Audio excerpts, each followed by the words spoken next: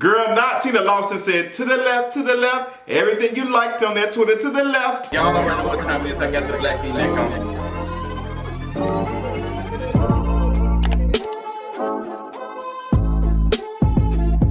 What's going on, y'all? Welcome to another King of Reads video. Happy Friday. I know I'm posting this very, very late, but better late than never. That's what they'll say.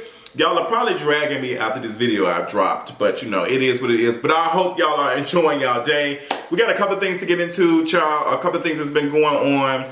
I've already covered this just hilarious mess, child. Girl, child. But we're not gonna talk about that because my blood pressure, the pressure has gotten worse. But I just need folks to understand that there are some people like Just Hilarious who use specific things to rally a force behind them when they actually don't mean anything. Just Hilarious does not really care about black women. She never has, and she's very self-serving, and she's proved that several times. I mean, girl, like, look at the material. We can be the judge of it. We gotta talk about Tina and Richard's divorce. We gotta talk about LeBron James' son and the situation that happened with him. We gotta talk about Tasha K and Cardi B again because Cardi B says she want every penny. Girl, she been in Twitter Spaces going off. I've already talked about Nene Leakes and her interview with Carlos King. That's really good. The part 2 of that is coming out next week. I'm gonna watch that and give my thoughts on that.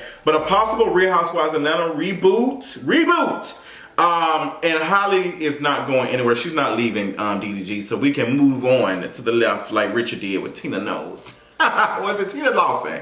Which one is it? Which one? But before we get into any of that, let's go ahead and get to this mental health check-in. Mental health, girl, she all over the place. The time is ticking.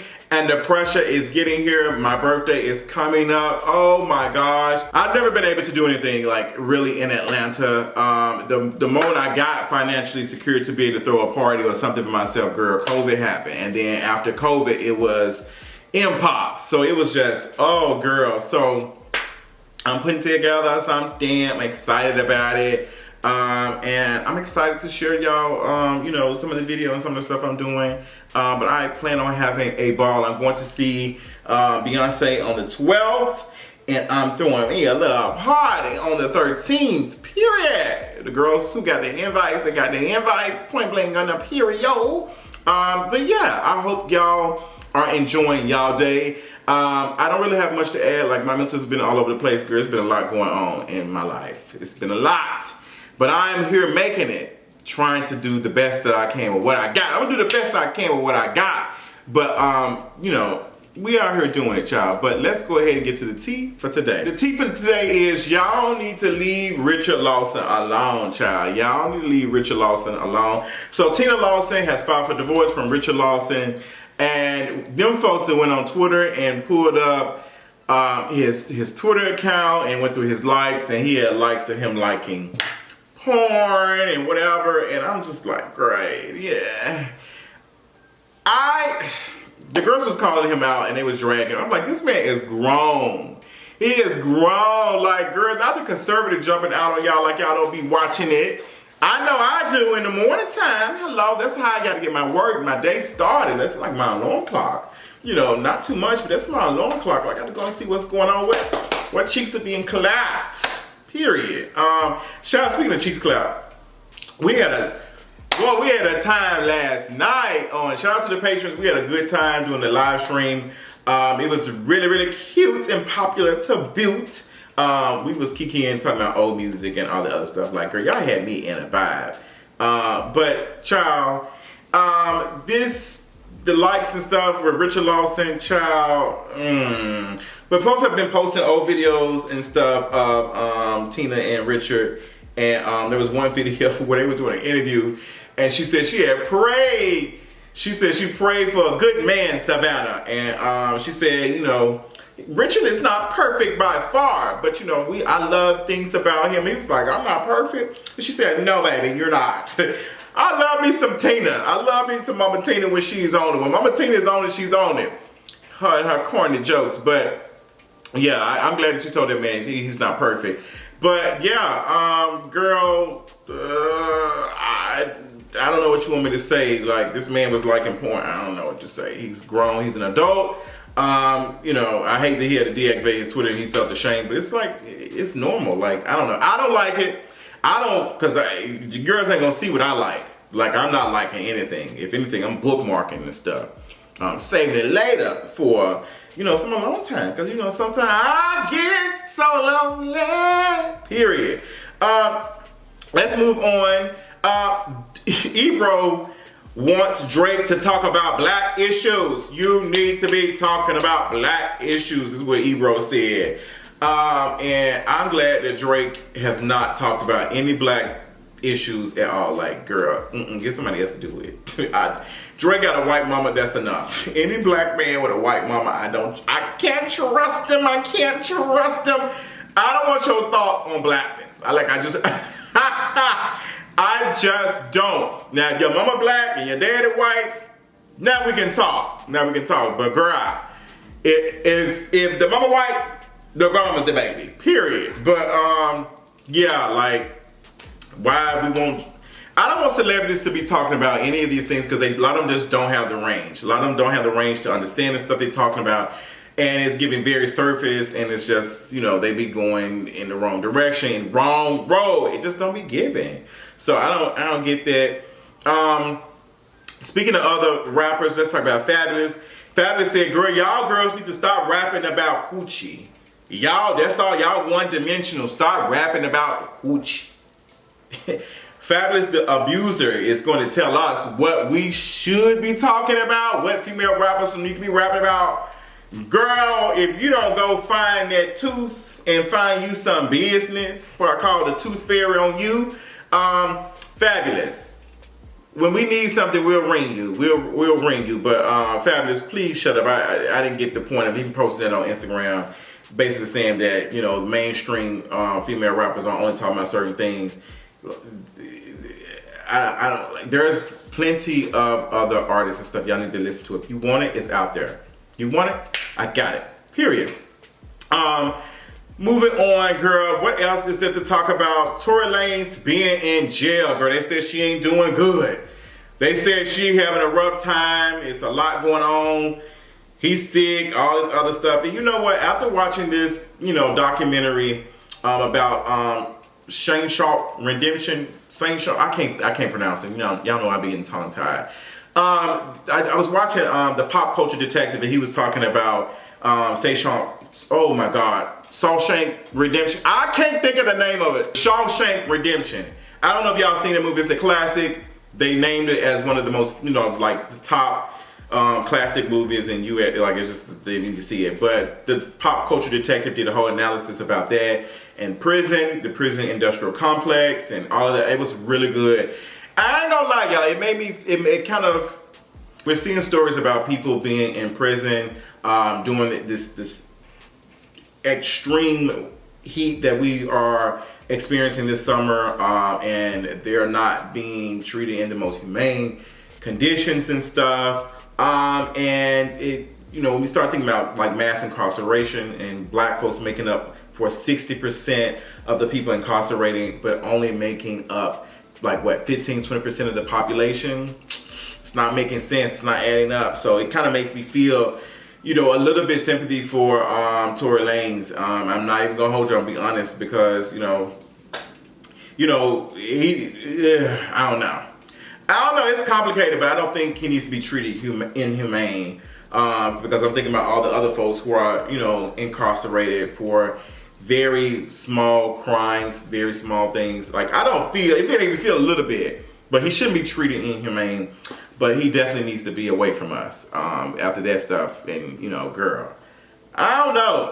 It's just, he didn't have any type of redemption or anything. He didn't have any type of remorse. He didn't have any type of remorse for Megan Thee Stallion. Like, he just didn't.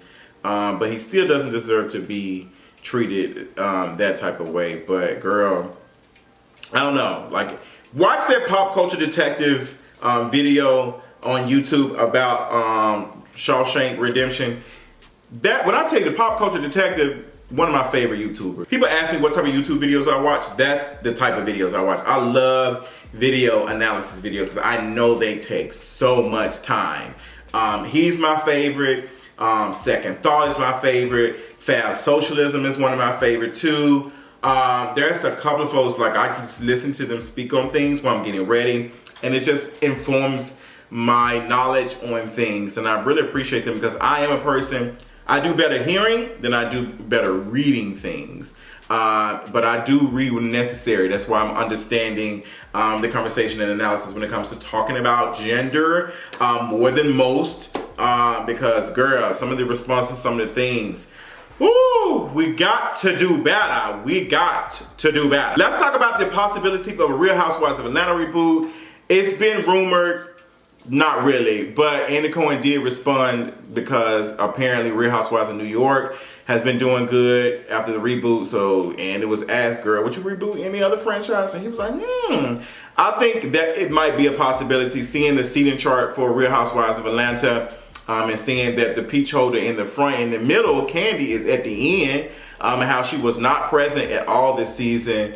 And how Drew is carrying this season of Real Housewives of Atlanta on her back. Like, Drew Sidora is carrying this season on her back. And it's just not an ensemble cast. Like, I don't care what Sheree is talking about in response to Nene Leakes. This is not an ensemble cast. Like, y'all are not clicking. The chemistry is not there. Y'all, it's just bad. And that's something that I respected when Nene Leakes spoke to Carlos King. And she talked about, you know, the dynamic before Kenya Moore was introduced. And not that Kenya Moore is a bad person on the show, but it's just the theatrics and stuff. And there is no camaraderie. There is no chemistry between this cast. Kenya Moore is checked out. Candy is checked out. Sheree is trying to piece it together so she can keep up her mortgage. Sonya is trying her best. Drew don't know which way she want to go to keep the story afloat. It's just not looking good. You know, it's just not looking good, y'all. It's just not looking good. I've been reviewing Real Housewives of Atlanta on patreon.com/KingOfReads every Monday. And, you know, girl, it's not really giving the season of Housewives of Atlanta. But if you want to watch my reviews, go subscribe to my Patreon. Period. For a little as $5 a month. Period. Support me over at Patreon. Yeah, but the possibility of a Real Housewives of Atlanta reboot, I think it's possible. I think it might needs to happen. I think it definitely needs to be something drastic happening because they on life support. But they are holding, I think this last episode got 800 and something thousand viewers, which is better than most. But, you know, every season is getting lower and lower. Lower and lower.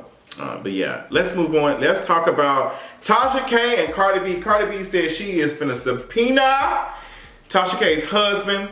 Girl, she said she want to know the bank records. She want to know all this stuff. She wants to know the coin because Cardi wants that money. And Tasha K, you got 4 million problems.